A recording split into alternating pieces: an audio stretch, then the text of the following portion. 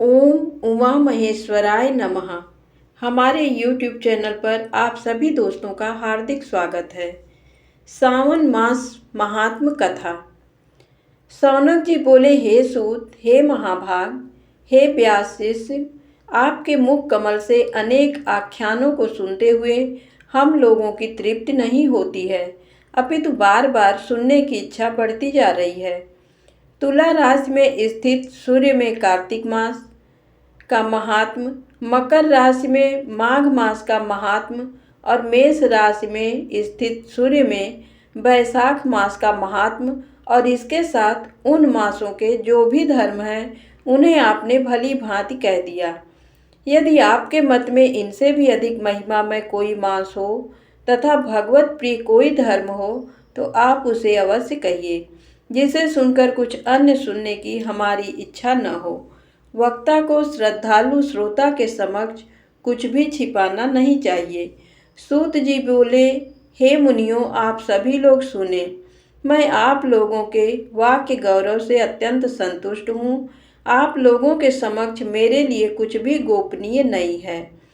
आस्तिकता, सठता का परित्याग, उत्तम भक्ति, सुनने की इच्छा, विनम्रता, ब्राह्मणों के प्रति भक्ति, परायणता, सुशीलता, मन की स्थिरता, पवित्रता, तपस्विता और अनसूया, ये श्रोता के 12 गुण बताए गए हैं।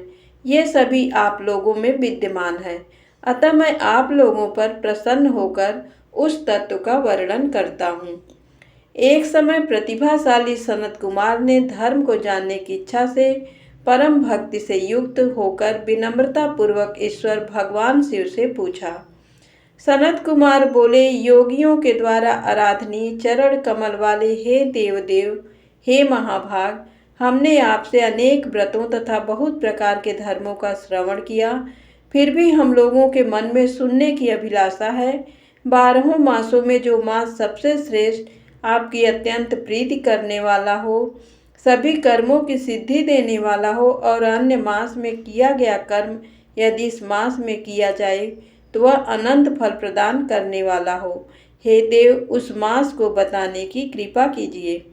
साथ ही लोकानुग्रह की कामना से उस मास के सभी धर्मों का भी वर्णन कीजिए। ईश्वर बोले, हे सनत कुमार, मैं अत्यंत गोपनीय भी आपको बताऊंगा। हे सुब्रत, हे विधिनंदन, मैं आपकी श्रवणेच्छा तथा भक्ति से प्रसन्न हूँ। 12 मासों में श्रावण मास मुझे अत्यंत प्रिय है। इसका महात्म्य सुनने योग्य है, अतः इसे श्रावण कहा गया है। इस मास में श्रवण नक्षत्र युक्त पूर्णिमा होती है, इस कारण से भी इसे श्रावण कहा गया है। इसके महात्म्य के श्रवण मात्र से ये सिद्धि प्रदान करने वाला है, इसलिए भी ये श्रावण संज्ञा वाला है। निर्मलता गुण के कारण ये आकाश के सदृश है, इसलिए नभा कहा गया है। इस श्रावण मास के धर्मों की गणना करने में इस पृथ्वी लोक में कौन समर्थ हो सकता है, जिसके फल का संपूर्ण रूप से वर्णन करने के लिए ब्रह्मा जी 4 मुख वाले हुए, जिसके फल की महिमा को देखने के लिए इंद्र 1000 नेत्रों से युक्त हुए और जिसके फल को कहने के लिए शेषनाग 2000 जीवाओं से संपन्न हुए। अधिक कहने से क्या प्रयोजन, इसके महात्म को देखने और कहने में कोई भी समर्थ नहीं है। हे मुने, अन्य मास इसकी एक कला को भी नहीं प्राप्त होते हैं। ये सभी व्रतों तथा धर्मों से युक्त है। इस महीने में एक भी ऐसा नहीं है जो व्रत से रहित दिखाई देता हो। इस माह में प्रायः सभी तिथियां व्रत युक्त हैं। इसके महात्म्य के संबंध में मैंने जो कहा है वह केवल प्रशंसा मात्र नहीं है। आर्तों, जिज्ञासुओं, भक्तों, अर्थ की कामना करने वाले, मोक्ष की अभिलाषा रखने वाले और अपने अपने अभिष्ट की आकांक्षा रखने वाले चारों प्रकार के लोगों, ब्रह्मचर्य, गृहस्थ, वानप्रस्थ, संन्यास आश्रम वाले को इस श्रावण मास में व्रत अनुष्ठान करना चाहिए।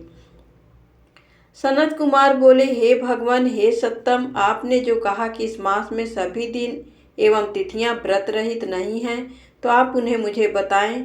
किस तिथि में और किस दिन में कौन सा व्रत होता है, उस व्रत का अधिकारी कौन है, उस व्रत का फल क्या है, किस किस ने उस व्रत को किया, उसके उद्यापन की विधि क्या है, प्रधान पूजन कहाँ हो, जागरण करने की क्या विधि है, उसका देवता कौन है, उस देवता की पूजा कहाँ होनी चाहिए, पूजन सामग्री क्या क्या होनी चाहिए और किस व्रत का कौन सा समय होना चाहिए। हे प्रभु, वो सब आप मुझे बताएं। ये मास आपको प्रिय क्यों है, किस कारण ये पवित्र है, इस मास में भगवान का कौन सा अवतार हुआ, ये सभी मासों में श्रेष्ठ कैसे हुआ, इस मास में कौन कौन धर्म अनुष्ठान के योग्य हैं। हे प्रभु, ये सब बताएं। आपके समक्ष मुझ अज्ञानी का प्रश्न करने में कितना ज्ञान हो सकता है, अतः आप संपूर्ण रूप से बताएं। हे कृपालो, मेरे पूछने के अतिरिक्त जो भी शेष रह गया हो उसे भी लोगों के उद्धार के लिए कृपा करके बताएं।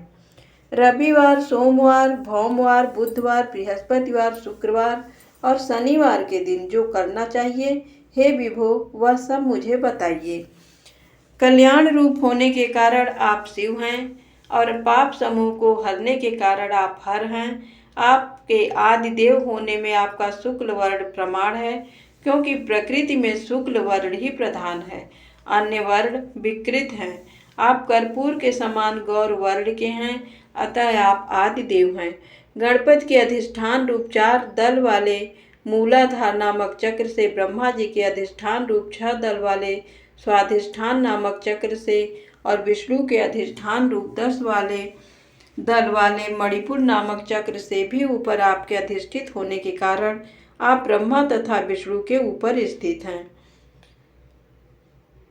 ऐसा महर्षियों ने कहा है। जगत का संहार करने वाले हलाहल को गले में किसने धारण किया, महाप्रलय की कालाग्नि को अपने मस्तक पर धारण करने में कौन समर्थ था, संसार रूप अंधकूप में पतन के हेतु कामदेव को किसने भस्म किया। आप ऐसे हैं कि आपकी महिमा का वर्णन करने में कौन समर्थ है। एक तुच्छ प्राणी में करोड़ों जन्मों में भी आपके प्रभाव का वर्णन नहीं कर सकता, अतः आप मेरे ऊपर कृपा करके मेरे प्रश्नों को बताएं। धन्यवाद।